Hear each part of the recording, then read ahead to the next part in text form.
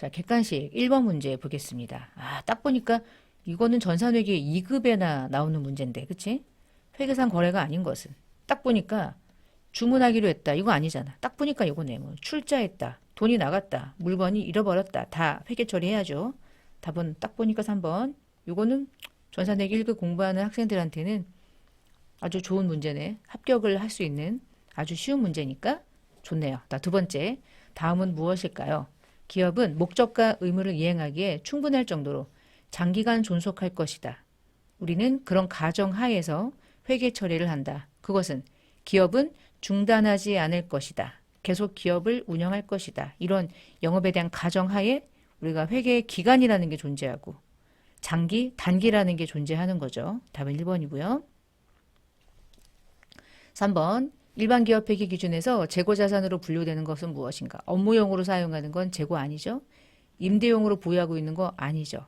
시세 차익을 목적으로 아니죠. 판매하기 위해서 가지고 있는 거라면 그게 어떤 것이든 재고죠. 판매하기 위해서 아니면 생산하기 위해서 그건 다 재고죠. 그게 아무리 선박이라 할지라도. 다 4번.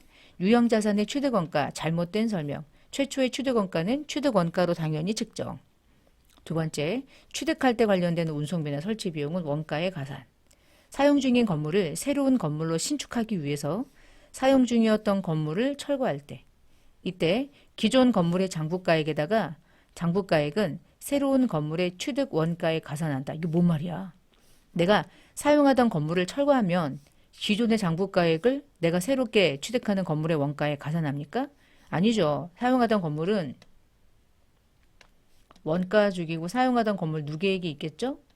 나머지 단종가액은 다 뭐예요? 유형자산, 처분 손실로 처리하죠. 원가에 가산하지 않죠. 근데 이게 되게 유사한 문제가 뭐였냐면 취득을 했는데 구건물 철거 비용은 토지의 원가에 가산은 하지. 그거랑 헷갈리면 안 되는 문제죠. 네 번째, 국공채를 갑자기 어쩔 수 없이 불가피하게 매입하면 현재 가치와 매입가액의 차액 은 원가에 포함한다. 이거 맞죠? 4번은 3번이 잘못된 설명. 5번 무형자산의 상각에 대한 설명 중에서 바르지 않은 것은 아유 딱 보니까 이거네. 20년이잖아. 최대 20년 초과하지 못한다. 40년이라는 건 듣도 보도 못했다. 그 나머지는 모든 자산은 사용하는 날부터 상각하죠. 특별한 방법이 없다면 정액법을 쓰죠. 직접 차감할 수도 있고 누계액이라는 계정 과목으로 간접적으로 할 수도 있죠. 모두 다 허용이 가능한데 대부분의 기업들은 직접 차감을 선호하죠. 무형이라는 특징도 있고 하니까요. 자, 5번은 2번이고요. 자, 6번. 중요한 장부를 구분할 수 있는 것은 중요한 장부는 항상 두 개예요. 분계장과 총계장 원장. 요 두 개가 주요부로 들어가고 나머지는 다 보조부가 되는 겁니다. 6번은 2번. 7번.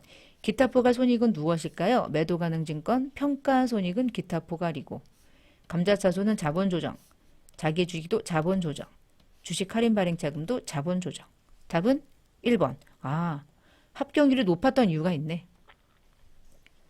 객관식 문제 풀니까 느껴지죠? 자, 매출 총이익은 얼마입니까? 순 매출액 47만 5천 원에서 매출 원가를 차감하면 되는데 매출 원가는 이 자료들을 가지고 구해야 되겠다. 자, 매출 원가는 기초 상품 10만 원, 총 매입액에서 매입 할인과 매입 환출이 있네요. 자, 만 원을 차감하시면 순 매입액은 19만 원 중에 기말 상품이 11만 원. 그러면 29만 원에서 11만 원을 차감하면 매출 원가는 18만 원. 그럼 47만 5천 원에서 18만 원을 차감하면 답은 47만 5천 원에서 18만 원 차감하면 29만 5천 원이죠. 답은 2번 이렇게 마킹하실 수가 있겠습니다. 이거 매출원가를 구하는 문제죠. 결국에. 순매출액을 줬고 매출원가를 구하면 매출총이익은 차감하면 바로 나올 수 있는 문제니까. 이것도 쉽고. 자, 10번에 원가 행태. 단위당 원가가 조업도가 증가하면 단위당 원가가 감소한대. 단위당 원가가 감소하는 거는 고정비죠. 자, 이 중에 얘 아니죠. 기계를 작동하기 위해서 들어가는 연료비가 고정일 수가 없죠. 공장 사무실의 전화요금은 준변동비죠. 공장 건물의 임차료가 대표적인 고정비가 되겠죠. 10번은 4번. 쉬웠네. 그치? 자, 11번.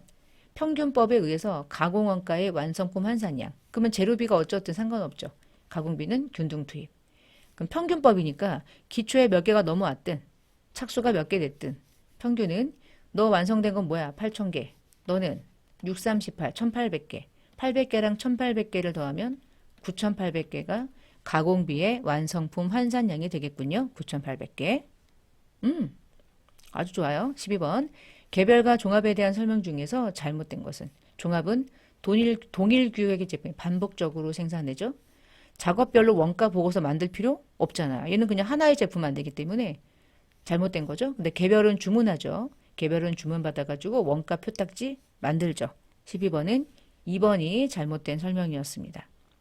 자, 13번 부가세법상에서 납세 의무자에 대한 설명 중에 잘못된 것. 영리를 추구하는 자만 납세 의무를 가져? 이거 맨날 나오죠? 아니죠. 영리랑 관계없죠. 계속 반복이어야 되고요. 독립적으로 해야 되고요. 면세가 아닌 과세를 공급할 때 납세 의무를 띠게 돼요. 답은 1번 틀렸죠. 영리랑 관계없다라고 해야지 맞아요. 자, 14번 면세 제도랑 관련된 것 중에 옳은 것. 건물이 없는 토지는 토지의 임대는 또는 약사가 제공하는 일반 의약품 면세야? 아니지. 건물이 없다 할지라도 토지를 매매하는 건 면세지만 토지의 임대는 그 예외사항이 아니고는 과세. 약사가 일반 의약품을 공급하는 건 당근 과세. 얘는 틀렸네요. 옳지 않아요. 그러면 1번 제껴놓고 면세는 사업자의 세부담을 완화해 주기에 나온 제도. 야, 봐라. 면세는 세부담을 완화해 주기에 나온 완전 면세 아니야. 면세는 일단 완전이 아니고 부분 면세고요. 누구를 위한 제도죠? 소비자, 국민들을 위한 제도죠. 세부담을 완화해 주기 위해. 사업자는 오히려 세부담이 커져. 매입세 공제를 받을 수 없었잖아. 그래서 불완전 또는 부분 면세 제도라고 불렀죠. 면세 품목에서 공부했던 것들입니다. 그 다음 세 번째, 면세를 포기하고자 하는 자는 포기일로부터 언제까지 사업자 등록 정정 신고를 해야 된다? 이게 무슨 말이죠? 별도의 기간 같은 거 없었죠. 포기일로부터 뭐 이런 거 없었어요. 그냥 뭐 예를 들면 지체하지 않는다. 지체하지 않고 정정한다. 면세를 포기하면 사업자 등록 정정이라기보다 면세를 포기한다. 이게 맞죠. 자, 면세를 포기하면 사업자는 신고한 날로부터 3년간은 면세를 적용받지 못한다. 맞죠? 그러면 답은 4번이 되겠고. 자, 15번. 다음은 무엇일까요? 둘 이상의 사업장이 있는 사업자는 부가세를 주된 사업장에서 총괄 납부할 수 있다. 납세 편의를 도모하고 사업장별로 납부도 하고 환급도 하는데 환급은 늦게 해주고 납부는 빨리 해야 되니까 이런 자금 부담을 완화해 주기 위해 나온 제도. 이게 답이네. 주사업장 총괄 납부. 답은 4번. 만약에 사업자 단위 과세 제도가 되려면 주된 사업장에서 총괄 납부가 아니라 신고도, 납부도 모든 걸 주된 사업장에서 다 하는 제도가 사업자 단위 과세 제도가 되겠고요. 자, 15번은 4번이 맞는 설명인데 객관식이 끝났고 객관식이 10분도 안 되게 일단 풀긴 했어요. 제가 좀 쉬웠네요. 이때까지 했던 나는 다른 기출문제랑 비했을 때 좀 상대적으로 난이도가 아주 낮았던 것 같아요. 자, 이제 실기로 들어와서 1번 전기분 재무상태표에서 토지의 가액이 1,100 과소 입력되어 있으며 건물의 가액은 1,100 과대 입력되어 있대요. 그러면 재무상태표의 개정 과목끼리 왔다리 갔다리가 되는 거네요. 얘는 원가 건드리고 손익 건드리고 이럴 필요는 없는 거예요. 그러면 토지하고 건물을 좀 봅시다.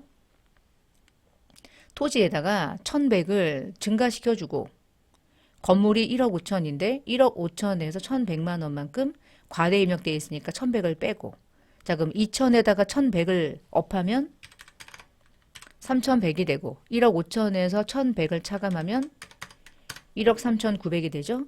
여기가 증가되고 여기가 감소될 뿐이지 이 내용들이 손익계산서나 원가나 이익잉여금하고는 전혀 관계가 없으니까 요거 두 개만 수정하면 끝. 아주 쉬웠어요. 3점. 두 번째, 개정과목 적용등록 메뉴에 들어가서 824번에 운반비라는 개정과목으로 들어간 다음에 요 운반비에 현금 적용 이렇게 4번 하나 집어넣고 택배 운송비 지급 만들어주세요. 유액이죠. 뭐 넣으면 되고요.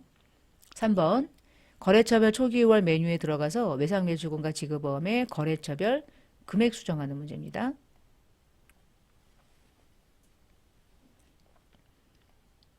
외상매출금부터 볼까요? 외상매출금 옆에 보니까 보령전자는 1020으로 수정하시고요. 평택전자는 360으로 잘못 들어갔구나. 3680으로 수정하고 대전전자는 1200이 맞고 금액은 일치하죠. 자, 지금 외상매출금을 해결했고요. 지급어음으로 넘겨볼게요. 대덕전자부품은 1000만 원으로 해당 금액을 수정하고 명성전자는 2000만 원을 2700만 원으로 수정해서 대차 차익이 사라지도록. 너무 쉽지 않아요, 여러분? 끝났어. 10점 먹었고. 자, 이제 일반전표 보겠습니다. 일반전표를 열어봅시다. 나이가 들면은 이렇게 말할 때 이 말을 노래로 해. 나도 그러더라고요. 여러분도 안 그럴 것 같죠? 여러분도 그럴 거예요, 아마. 나이가 들면. 다 똑같아요. 안 그럴 것 같죠? 다 그래요, 다. 다 그렇더라고요. 그래서 어른들의 말씀은 다 맞는 말씀이더라고요. 자, 8월 16일자. 영업부 사무실에 파손된 유리창을 교체했대. 그러면은 수선한 거죠. 280은 당좌 수표로 결제했고요. 수선비는 수익적 지출, 비용 처리하래요. 그럼 차변에 수선비 처리하면 되겠고, 영업부니까 판관비, 수선비로. 당좌 수표를 발행했다. 나는 당좌 예금에서 언젠간 돈이 나가겠다. 은행 걸면 좋지만 은행은 없죠. 그냥 당좌 예금만 분개하면 되겠고요. 자, 9월 30일자. 창창에 9월 20일에 제품 팔고 발생했던 외상매출금 1000만 원을 약정한 날보다 열흘 빠르게 매수해서 3% 할인이 뒀대요. 나머지는 보통예금으로 들어왔대요. 먼저 할 일, 대변으로 외상매출금은 들어오긴 했네. 그치? 창창한테 받을 돈이 1000만 원이었어. 근데 빨리 주면 DC 해줄게. 빨리 주면 DC 해줄게. 그때 쓰는 이름. 매출 할인이라는 계정이고, 무엇에 대한 할인이냐? 제품 매출의 차감 계정 할인이니까 코드를 정확하게 걸어주는 게 이 문제는 또 관건이에요. 406번 제품 매출 차감 계정. 제품 매출이 참고사항에 걸려있는 406번의 할인 계정을 써주시고요. 금액은 얼마죠? 1000만 원에 3%면 3만 원 아니고 30만 원이죠. 나머지는 보통예금으로 970 들어오게 하면 되겠지. 오랜만에 매출 할인이 제가 지금 2023년도를 순차적으로 110 몇 회부터 쭉 풀고 있었는데 매출 할인을 제가 이 모든 기출 문제 중에 처음 봤네요. 23년도 시험에서 처음 봤던 매출 할인. 3번 문제 10월 27일자. 주당 액면가액 만원, 보통주 2000주. 하나 그러나 13,000원에 발행. 발행할 때 비용 40만 원. 차감하고 보통예금에 들어옴. 전표는 하나로 처리하고요. 신주를 발행하기 전에 오늘 주식을 새롭게 발행하기 전에 주식에 대한 할인 발행 차금 없대요. 그 얘기는 우선 상계를 고려해야 되는데 우선 상계할 게 없다는 뜻이에요. 자, 그럼 먼저 나는 대변에 자본금을 넣고 들어갈 거고 자본금은 액면으로밖에 금액이 인식되지 않죠. 그러니까 2천을 먼저 넣읍시다.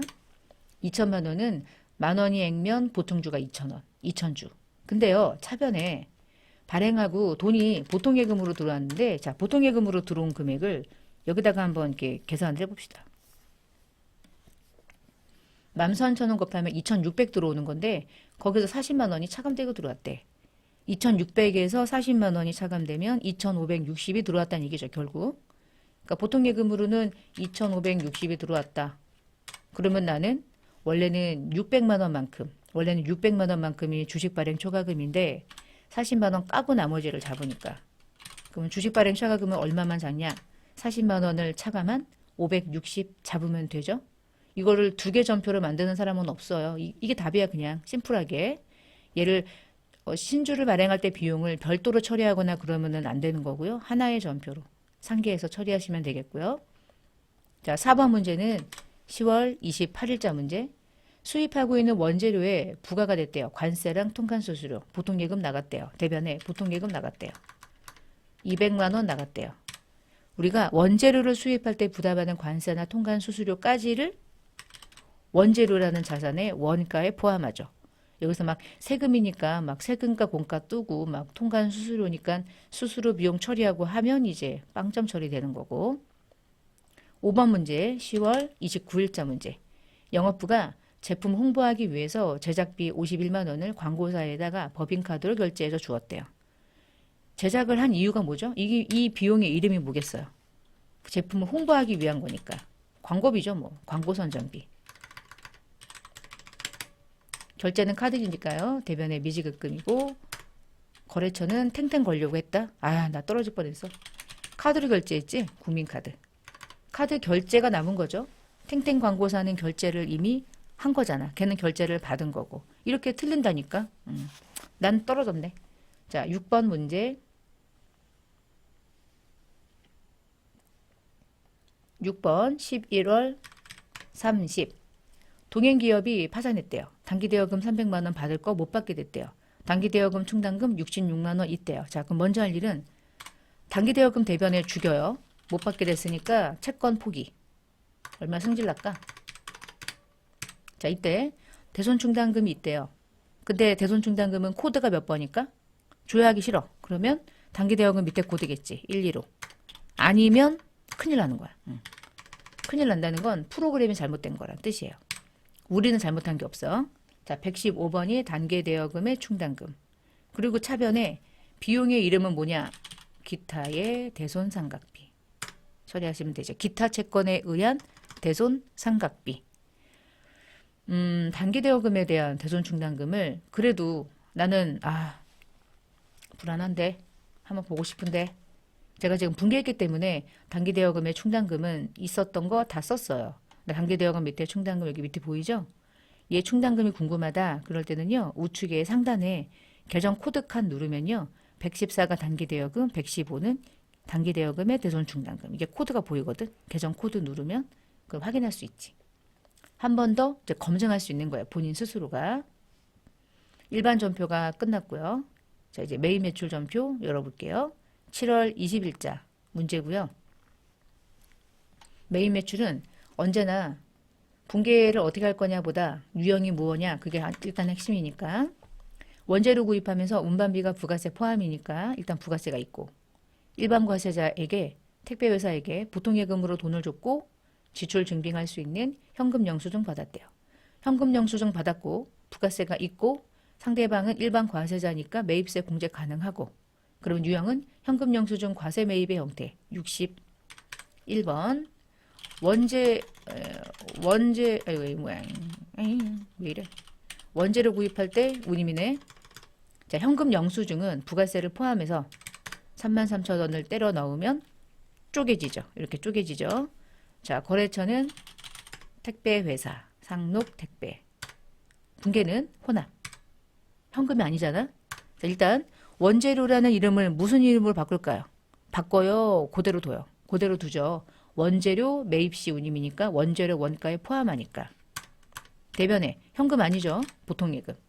나는 보통예금이지만 상대방은 현금인 거잖아. 그치? 상대방이 뭐 보통예금 받았으니까 기분이 안 좋아. 이래? 되게 좋아하지. 현금이랑 똑같지. 그러니까 현금 영수증을 줄 수 있는 거예요. 그래서 현금 영수증이 꼭 결제 방식도 현금인 아닐 수 있다는 거. 두 번째 문제 9월 30일자. 제품 팔고 전자세금 계산서 발급. 부가세가 있음. 뭐 끝. 11번 과세 매출.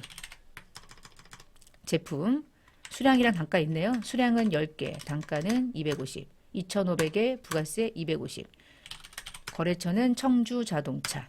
실제로는 세금 계산서가 원본이 있어요. 근데 너무 페이지를 많이 차지해서 제가 위에 청주자동차만 보면 끝나는 일이라서 제가 위엔 자르고 밑에 것만 제가 화면에다가 이렇게 띄워놓은 겁니다. 전자 발행했고요. 붕괴는 모르겠다 그러면 혼합. 모르겠다 혼합. 지금 여기 품목이 자동차 부품인데 근데 결국은 이게 우리 회사의 지금 제품이거든. 그러면 제품 매출 두시고. 자, 결제 방식은요. 어음도 일부 받았고 나머지는 외상이래요. 특별한 건 없으면 상대가 나에게 준 거니까 받으럼으로 받은 돈은 2,500. 나머지는 외상 매출금 250. 이렇게 처리하시면 되는 문제. 아주 심플합니다. 자, 3번 문제 11월 7일자고요. 나 보자마자 걸 건데요. 수출을 봤어요. 16번 수출 끝났어요. 제품이고요. 원화로 인측할게요. 42,000불 곱하기 1,200원 하시면 되겠죠? 42,000불 곱하기 1,200원 하시면 아마 5,040만 원 나올 겁니다. 거래처는 글로벌 인더스트리 걸어주시고요. 상대가 그다음에 분계는 하시기 전에 이제 원세율 구분, 영세율은 직접 수출 1번 체크, 수출 신고 생략, 분계는 딱 보니까 수출하기로 계약한 선적이 완료됐고 수출 대금은 나중에 받기로 했대. 그럼 외상이지 뭐. 그럼 심플하게 외상 걸까? 이 경우는 수정사항이 전혀 없으므로 제품 매출, 외상 매출금. 아우 너무 시원하죠 이게. 너무 쉽죠. 그렇죠? 자, 네 번째 문제 12월 7일자 부가세 포함해가지고 11만 원 제품입니다. 강태호에게 팔았고 현금 영수증 발행하지 않았대. 매출 부가세 있음 근데 증빙이 없음. 그럴 때 거는 유형 14번 건별 매출. 증빙 없는 건별 매출. 건별은 부가세 포함으로 입력돼서 쪼개지죠. 자, 쪼개지게 합시다. 넣고 엔터 치면 10만 원 그리고 만 원 이렇게 쪼개지죠. 강태호가 있는지 볼까요? 있으면 걸고요. 강태호라는 이름을 주지 않으면 입력을 할 필요가 없고. 자, 우측에 현금 결제했으니까 분계를 현금으로 마무리하셔도 되고 차변에 내가 직접 현금을 입력해도 되고 제품 매출이 맞는지 확인하는 건 반드시 하시고. 자, 이제 5번 문제 가볼게요. 아이고 어디 갔어? 이게 너무 길어가지고요. 페이지가 쓸데없이 많은 페이지를 차지해서 제가 신용카드 영수증을 왼쪽하고 오른쪽으로 쪼갠 거예요. 자, 이제 문제 보시면 생산부 직원들에게 간식 사주려고 샌드위치를 일반 과세자로부터 신용카드로 구매했대. 부가세 있죠? 6만 원. 부가세 있지? 받은 거 신용카드지? 신용카드 발행한 자가 일반 과세자죠. 전혀 문제 없죠? 자, 매입의 유형은 카가 매입 57번. 아, 샌드위치 먹고 싶다. 샌드위치. 부가세 포함으로 입력하죠. 그러니까 66만 원 입력하면 어떻게 되는지 봅시다. 짠. 그치. 60만 원 그리고 부가세 6만 원. 쪼개지지. 그치. 분류하자고. 여기에 반영되지 않고 별도로 붙지 않고 쪼개지는 거예요. 자, 거래처는 누군지 봅시다. 커피 프린스. 아래쪽에 신용카드는 짠 하고 눌러보니까 신한카드. 여기 써있는 거 보이죠? 신한카드 9435-2802 요거네요. 분계는 카드가 편하겠다. 그쵸? 직원들 밥 먹은 거니까 간식 먹은 거니까. 자, 미지급금 신한카드 맞고 부가세 대급금의 커피 프린스 맞고 원재료 말고 다른 이름 복리후생비 500번대 복리후생비 500번대 복리후생비 걸어주시면 완료. 아, 영상 끝내고 샌드위치 먹어야겠다. 갑자기 먹고 싶어졌네. 자, 12월 30일자 영업부는 거래처 20주년 창립기념일을 맞아 거래처에게 선물을 보내기 위해서 직기비품을 220 부가세 포함 그럼 부가세가 20만 원이란 뜻이죠. 이 안에 전자세금 계산서를 받아왔고요. 보통예금으로 결제했대요. 자, 중요한 건 첫 번째 전자세금 계산서를 받음, 두 번째 부가세가 있음, 세 번째 매입세 공제가 불가능함.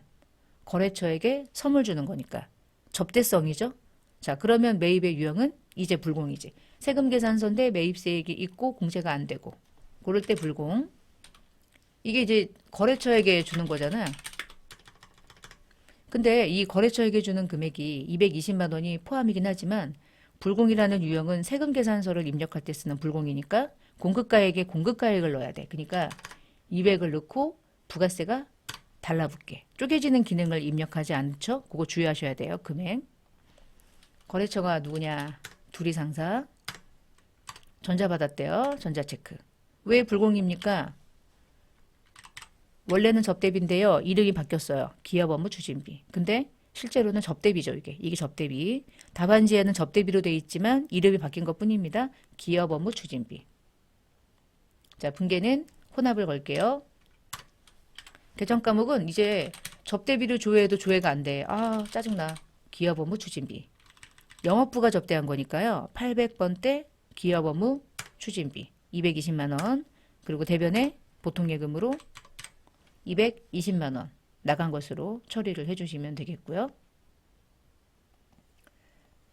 이제 수정하는 문제 가볼게요. 12월 1일자가 어디로 가야 되나 봅시다. 뭔가 돈이 나가고 들어오고 나가는 문제니까 일반 전표일 가능성이 높아요. 부가세 거래가 아니니까요. 12월 1일자 전표를 열어보니까 임대보증금 회계 처리가 이미 돼 있네요. 자, 문제를 보면 임시 물류창고를 사용하기 위해서 임대업자 나자비 씨와 물류창고 임대차 계약서를 체결하고 보증금 2천만 원 전액을 보통예금에서 이체하여 지급했는데 이에 대해서 임대보증금으로 회계 처리하였다. 아, 여러분 내가 돈이 나갔잖아. 돈이 나가는 입장에서는 내가 임대하는 사람입니까? 임차하는 사람입니까? 임대해주는 사람인 나자비는 임대보증금으로 처리하겠지만 나는 임차인으로서 보증금을 주는 거잖아. 그러니까 임대보증금이라는 계정 과목은 틀린 거지. 뭘로 바꿔야 될까? 나 임차인인데? 그치? 심차된다? 나 임차보증금 준 거잖아요. 임차보증금은 돈이 나가는 입장이고요. 임대보증금은 돈을 받는 임대인의 입장인 거지. 그러니까 문제를 읽어보니까 임차보증금으로 입력해야 되는 걸 잘못해서 같은 보증금이니까 같은 건 줄 알고 임대보증금을 처리했네요. 임차보증금으로 계정 과목을 수정하면 되는 문제였어요. 자, 그 다음에 12월 9일자는 전이카센터에 생산부 운반용 트럭에 대한 수리비 99만 원 부가세 포함 보통예금으로 지급하고 전자세금 계산서를 받았는데 또 일반 전표로 처리했대. 에휴, 또 그랬어? 자, 12월 9일자로 전표를 열어보니 99만 원 부가세가 포함된 걸 세금 계산서를 받았으니까 매입 매출 전표에 입력해야 되는데 또 일반 전표로 넣네요. 자, 두 전표 잡아서 삭제하시고요. 동일한 날짜 매입 매출 전표를 열어서 세금 계산서를 받은 부가가치세 매입세 공제가 가능한 유형이니까 51번 과세 매입이죠. 자, 수립이고요. 99만 원은 포함이니까 과세 매입은 세금 계산서기 때문에 공급가액에 공급가액을 넣어야 부가세가 달라붙어. 그러니까 봐봐. 99만 원 넣으면 9만 9천 원이 달라붙는 거야. 그러면 잘못 넣었어. 그러면 얼른 수정. 이렇게 수정. 전이가센터 그리고 전자 찍고 분계는 일단 혼합. 자, 수립인데요. 수립인데 차량 유지비로 들어가야 되죠. 근데 생산부 해당하는 차량 유지비니까 500번대 차량 유지비로 바꿔주시고 대변에 보통예금으로 59만 원 대변에 인식. 수정하는 문제 일반 전표에서 매입 매출 전표로 전표가 바뀌는 문제가 계속 나오네요. 자, 이제 문제 5번이고요. 결산 문제인데요. 부가세를 정리하는 것은 수동. 단기차입금에 대한 외화 환산 계정 수동. 아, 단기 매매증권도 수동. 모두 수동. 자, 그럼 일반 전표부터 하나씩 봅시다. 수동 결산이면 12월 31일자 날짜 바꿔놓고요. 부가세 예수금하고 대급금이 있대요. 정리하래요. 무조건요. 부가세 예수금은 대변에 있는 돈이잖아. 무조건 차변으로 죽여요. 반제하는 거야. 상계처리 6,234만 6,500원. 그리고 두 번째, 부가가치세 대급금은 차변에 매입할 때 붙는 매입세액이죠. 자산이죠. 대변으로 반제. 난 차감하고 내겠다. 이거예요. 5,274만 9천원. 그러면 나머지는 어떻게 하면 돼요? 다음 연도 1월 25일에 신고 납부할 때 세금 내면 되죠. 납부세액 또는 환급세액이 나오면 납부세액은 미지급세금 떨으래. 요거 미지급세금 처리하면 되겠습니다. 거래처가 세무서가 들어가면 좋지만 세무서를 입력하라는 별도의 언급이 없기 때문에 그냥 무시하시고 마무리. 예수금 차변, 대급금 대변. 이거 뭐 하는 거냐면 대변에 있는 예수금을 차변으로 죽이고 제로로 만들고 대급금 차변에 있는 돈 무조건 다 대변으로 반제. 그럼 부가세 계정 과목은 사라지죠. 잔액이. 그리고 낼 것만 깔끔하게 남겨놓는 거예요. 미지급세금. 자, 그 다음에 이제 2번 문제. 단기 차입금에 아메리칸 테크에 대한 외화 차입금으로 3천만 원이 있는데 그게 외화로 3만 불이래요. 근데 알아보니까 기말에 가보니까 1달러당 1,100원이래요. 단기 차입금이라는 계정 과목 알려줬죠? 그럼 여러분 이거 3천만 원이라는 금액이 3,300만 원으로 수정이 돼야 돼. 그렇다는 얘기는 얼마만 늘켜주면 돼요. 300을요. 뭘요? 단기 차입금을. 단기 차입금을 300만 원만큼 증가시킨다는 것은 단기 차입금은 부채니까. 부채의 증가는 대변이죠. 단기 차입금을 증가시키자. 무조건 먼저. 단기 차입금은 300이 증가돼야 돼. 아무것도 안 했는데 환율 때문에. 그러면 이거 기말에 나에게 있어서는 이익은 아니죠. 손실이죠. 외화는 그대로 있는데 환산했더니만 손실 난 거죠. 외화 환산 손실. 300만 원 처리되면 3,300만 원으로 바뀌어 있겠지. 자, 바뀌어 있는 거 한번 봅시다. 거래처 원장을 열어서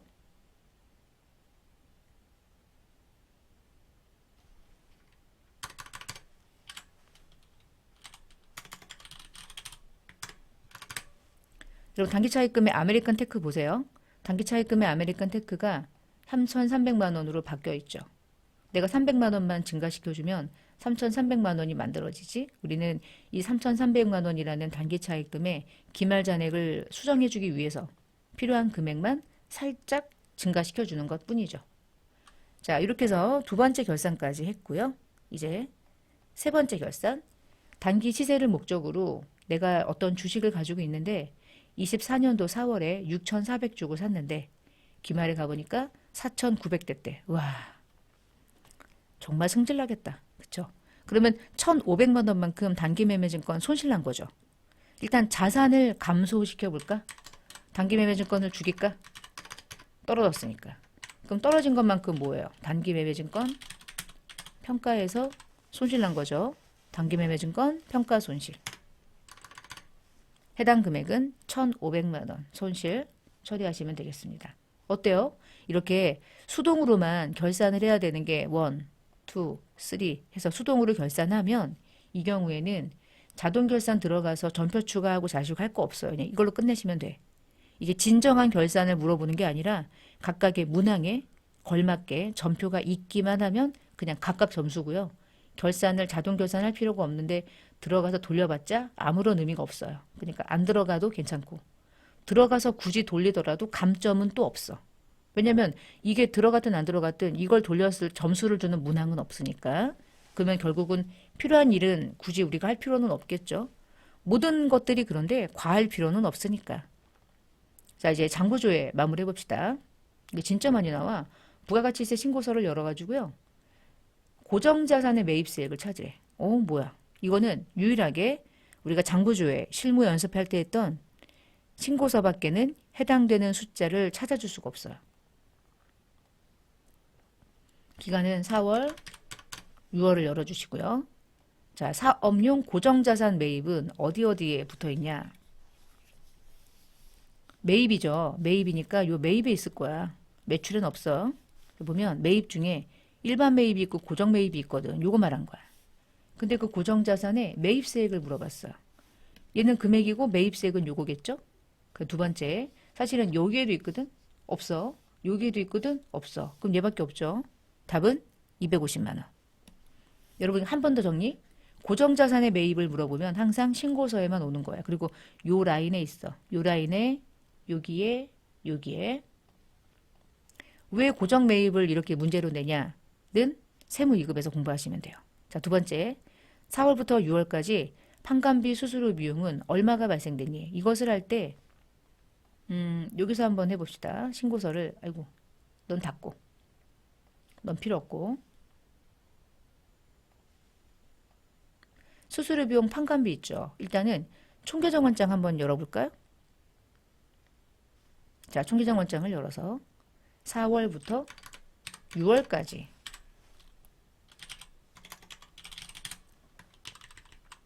판관비 수수료 비용. 그럼 여기서 어떻게 해야 될까요? 여기서 어떻게 해야 될까요? 4, 5, 6 수수료 비용이 얼마냐 그랬으니까 4월 달에 20, 5월 달에 60, 6월 달에 40 그러면 120이지? 그렇게 120. 이거 하면 큰일 난다? 왜냐면 1, 2, 3, 4, 1, 2, 3월에 해당하는 금액을 다 누적액으로 합계하기 때문에 요거 세 개만 깔끔하게 구하려면 요거를 끄집어내서 요거를 더해야 돼. 이거 보면 틀려. 그래서 함정이라는 거야. 총계정원장에서 여러분이 이 숫자를 볼 수만 있으면 요것만 더하시면 돼요. 120만 원. 자, 근데 이렇게 안 하고 다른 방법은 없나요? 금액을 더해줄 수는 없나요? 있어요. 그게 월계표예요. 월계표로 들어가서 여러분이 계산하지 않고요. 4월, 6월만 열면 월계표는 1, 2, 3을 절대 누적액으로 넘겨받지 않아요. 무조건 4, 5, 6만 들어오고요. 판관비 중에 수수료 비용은 4, 5, 6만 더해줘요. 120만 원. 딱 맞죠? 그러니까 1, 2, 3이라는 기간을 절대 합산하면 안 되고 내가 원하는 기간에 해당하는 금액만 보고 싶을 땐 계정 과목별로든 아니면 판관비 합계 금액을 보든 월계표가 심플할 수도 있어요. 한 두 개 정도 장부를 보면 아, 월계표가 조금 더 명확하게 숫자를 찾아내주는구나. 이것도 이해할 수 있죠. 자, 마지막 제가 3번 문제를 보자마자 거래처가 보이니까 거래처 원장을 열었다. 잘했죠. 거래처는 거래처 원장에서만 잔액을 확인할 수 있거든요. 자, 6월 말 현재라고 했으니까 처음부터 6월까지 외상 매출금 누군지 모르죠? 그러면 엔터, 엔터. 처음부터 마지막까지 한 방에 조회할 수 있게. 지금 잔액 중에 가장 많은 거래처를 찾으래. 그러면 잔액을 정렬합시다. 잔액을 정렬하니까 누가 제일 많이 줘야 되냐면 송도무역이 제일 많아요. 거래처의 이름과 금액을 물어봤으니까 금액은 108-817 500원이 답이고요. 거래처의 이름은 송도무역입니다. 여기다가 송도무역은 일부러 거래처에 주식회사를 빼고 이렇게만 네 글자로 만들어 놨는데 나는 주식회사를 넣어야지. 그리고 나 혼자 막 넣었어. 그러면 빵점 처리되는 거야. 그대로 넣으시면 돼. 주식회사가 있는 문제는 주식회사가 뒤에 있으면 그대로 앞에 뒤에를 내 맘대로 수정하지 않는다. 없으면 없는 대로. 그대로만 입력하시면 되겠어요. 내가 막 답을 만들거나 그러시면 안 되고요.